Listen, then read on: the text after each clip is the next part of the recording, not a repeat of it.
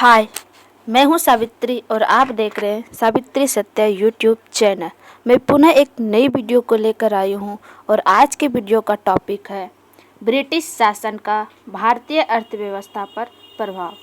चलिए जानते हैं कि ब्रिटिश शासन का भारतीय अर्थव्यवस्था पर किस प्रकार से प्रभाव पड़ा था।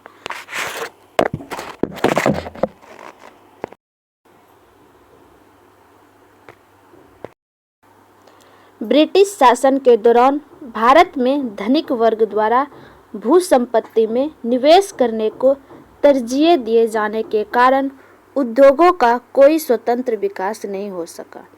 1793 ईस्वी में लॉर्ड कॉर्नवालिस ने भू राजस्व की अस्थायी बंदोबस्त प्रणाली को प्रारंभ किया। अस्थायी बंदोबस्त प्रणाली को किसने प्रारंभ किया? लॉर्ड कॉर्नवालिस ने प्रारंभ किया था।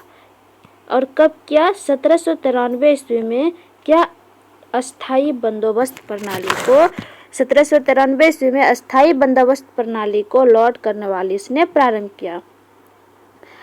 इसे इस्तमरारी, जागीरदारी, मालगुजारी तथा विसवेदारी आदि भिन्न भिन्न नामों से भी जाना जाता है। किस किस नाम से जाना जाता है? इस्तमरारी, जागीरदारी, मालगुजारी तथा विसवेदारी आदि नाम से किसको जाना जाता है? अस्थायी बंदोबस्त प्रणाली को ही जाना जाता है। यह व्यवस्था बंगाल, बिहार, उड़ीसा तथा उत्तर प्रदेश के वाराणसी क्षेत्र तक लागू था। कहाँ कहाँ लागू था? बंगाल में लागू था, बिहार में लागू था, उड़ीसा तथा उत्तर प्रदेश के वाराणसी क्षेत्र तक ये अस्थायी बंदोबस्त प्रणाली लागू था। इसके अंतर्गत समूचे ब्रिटिश भारत के क्षेत्रफल का लगभग 19% हिस्सा शामिल था। इसके अंदर कितना प्रतिशत शामिल था? ब्रिटिश भारत के 19% लगभग इसके अंदर शामिल था। कितना प्रतिशत? 19%। इस व्यवस्था के अंतर्गत जमींदारों के एक नए वर्गों को भूस्वामी घोषित कर दिया गया था। अस्थायी बंदोबस्त प्रणाली के अंतर्गत क्या कर दिया गया था कि नए वर्गों को भूस्वामी घोषित कर दिया गया था, जिसे भूमि के लगान का 10/11 भाग कंपनी को देना पड़ता था। कितना भाग देना पड़ता था कंपनी को? 10/11 भाग तथा 1/10 भाग अपनी सेवाओं के लिए रखना था। अस्थायी बंदोबस्त के अंतर्गत जमींदार छोटे पूंजीपति भद्र नवाब थे। अस्थायी भूमि बंदोबस्त या जमींदारी प्रथा के बाद अंग्रेजों द्वारा भारत में भू राजस्व वसूली हेतु लागू की गई दूसरी व्यवस्था रैयतवाड़ी व्यवस्था थी। इस व्यवस्था के जन्मदाता थॉमस मुनरो और कैप्टन रीड थे। आपसे पूछा जाएगा कि रैयतवाड़ी व्यवस्था को किसने लागू किया था या तो इसके जन्मदाता कौन थे? तो थॉमस मुनरो और कैप्टन रीड थे तथा सर्वप्रथम इसे तमिलनाडु के वारामहल जिले में लागू किया था। और इसे कहाँ लागू किया गया था सर्वप्रथम? तो सर्वप्रथम तमिलनाडु के वारामहल जिले में लागू किया गया था। कौन व्यवस्था? रैयतवाड़ी व्यवस्था। तत्पश्चात यह व्यवस्था मद्रास, बम्बई के कुछ हिस्से, पूर्वी बंगाल, असम तथा कुर्ग जो आधुनिक कर्नाटक का एक भाग है लागू की गई थी। कहाँ कहाँ पे? मद्रास पे, बम्बई के कुछ हिस्से पे, पूर्वी बंगाल, असम तथा कुर्ग जो आधुनिक कर्नाटक के भाग थे। इस सब जगह पर भी रैयतवाड़ी व्यवस्था को लागू की गई थी। इस प्रथा के अंतर्गत रैयतों को भूमि के मालिकाना और कब्जादारी अधिकार दिए गए थे और प्रत्यक्ष रूप से या सीधे तथा व्यक्तिगत रूप से वे स्वयं सरकार को भू राजस्व का भुगतान करने के लिए उत्तरदायी था। इस व्यवस्था ने कृषक भूस्वामित्व की स्थापना की। इसके अंतर्गत कुल ब्रिटिश भारत के भू क्षेत्र का 51% हिस्सा शामिल था। इस व्यवस्था के अंतर्गत लगान की वसूली कठोरता से की जाती थी तथा लगान की दर भी काफ़ी ऊंची थी। रैयतवाड़ी व्यवस्था में कैसी लगान थी?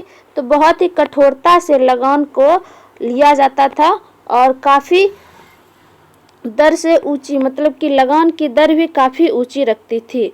और कितना प्रतिशत भू क्षेत्र का हिस्सा शामिल था, तो 51% भू क्षेत्र में वह शामिल था। इससे आगे है महालवाड़ी पद्धति। पहले कौन थी? रैयतवाड़ी। उससे भी पहले कौन था? अस्थाई बंदोबस्त प्रणाली। उसके बाद रैयतवाड़ी। उसके बाद आता है महालवाड़ी पद्धति। महालवाड़ी पद्धति में भू राजस्व व्यवस्था कृषक के साथ नहीं, बल्कि प्रत्येक ग्राम अथवा महाल जागीर का एक भाग के साथ स्थापित की गई थी। अब महालवाड़ी जो व्यवस्था लाई गई थी, सिर्फ कृषकों के लिए ही नहीं था, ये ग्रामीणों के लिए भी ऐसी व्यवस्था थी। किसके किसके के थी?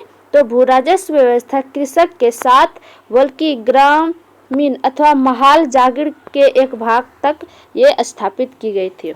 इसके अंतर्गत यदि कोई व्यक्ति अपना भूमि छोड़ देता है तो ग्राम समाज इस भूमि को संभाल लेता था। इस पद्धति के अंतर्गत क्या होता था? अगर कोई अपना भूमि को छोड़ देता है तो इसका मालिक ग्राम के लोग बन जाते थे। यह ग्राम समाज ही सम्मिलित भूमि, सामलात तथा अन्य भूमि का स्वामी होता था।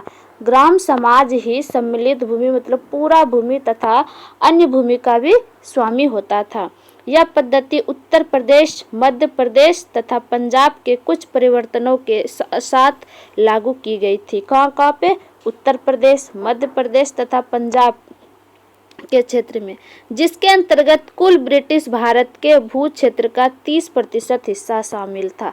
रैयतवाड़ी में कितने प्रतिशत थी? 51%। और महालवाड़ी पद्धति में 30% हिस्सा शामिल था।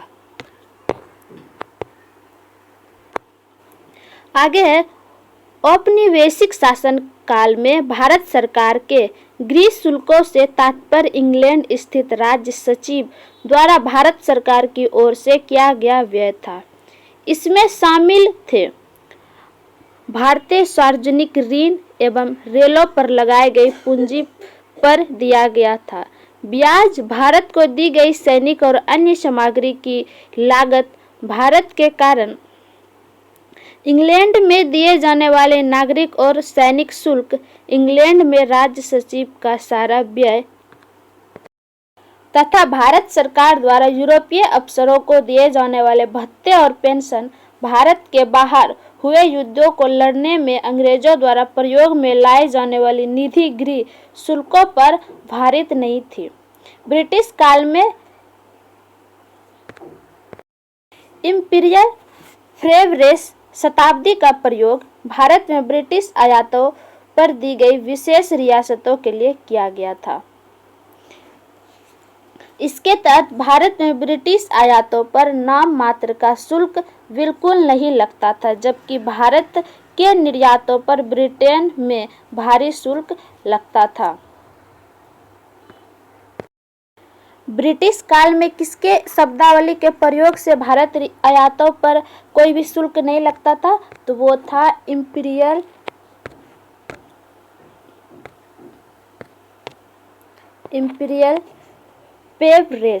फ्रेवरेस के नाम पर। लेकिन ब्रिटिश में भारतीयों के निर्यातों पर क्या होता था कि शुल्क लगता था। इससे आगे है धन के बहिर्गमन या अफवाह की राष्ट्रवादी परिभाषा का तात्पर्य भारत से धन, संपत्ति एवं माल का इंग्लैंड में स्थानांतरण था।